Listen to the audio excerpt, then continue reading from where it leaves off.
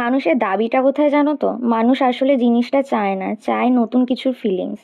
পাওয়ার পর না নতুনটা শেষ হলেই জিনিসটা কেমন একঘেয়েমি হয়ে যায়। আমরা যেটা নিয়ে এত এক্সাইটেড ছিলাম সেটা বেশিরভাগ সময় এক্সপেকটেশনের জন্যই, কিন্তু যেটা পেতে চাই সেটা না। অ্যাকচুয়ালি আমরা চেষ্টাকে এনজয় করি।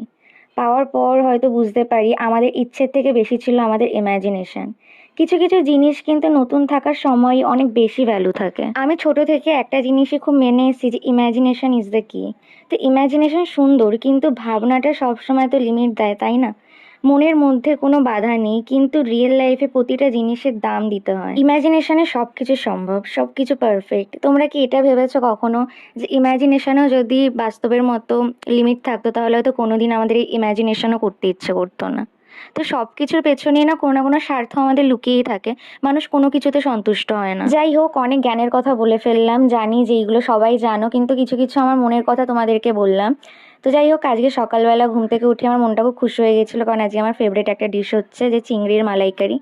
আমাদের এখানে মানে আমার মা তো চিংড়ির মালাইকারিটা একটু অন্যরকমভাবে করে, যে কিছু চিংড়ি মা ভেজে নিয়েছিল, দেন কিছু চিংড়ি নারকেলের সাথে বেটে তারপর করেছিল। আবার যেদিন মা এই ডিশটা রান্না করবে সেদিন অবশ্যই আমি রেসিপিটা শেয়ার করব। আর এখানে আমি তোমাদের কিছু গাছ দেখাচ্ছিলাম। আমাদের বাড়িতে না অনেক গাছ রয়েছে। এখন যে গাছটা দেখতে পাচ্ছ এটাকে ওলকুচু গাছ বলে। আর উচ্ছে গাছ, তারপরে লাউ গাছ, অনেক গাছই রয়েছে, সেগুলোই দেখাচ্ছিলাম। এরপর আমি স্নান করে খেয়ে নিলাম। আজকের লাঞ্চটা তো খুবই ভালো ছিল। তো এই তো আজকের ভিডিওটা এইটুকুই, দেখা হচ্ছে নতুন কোনো ভিডিওতে। If you like my video, so please do subscribe to my channel and see you soon. Tata, bye bye.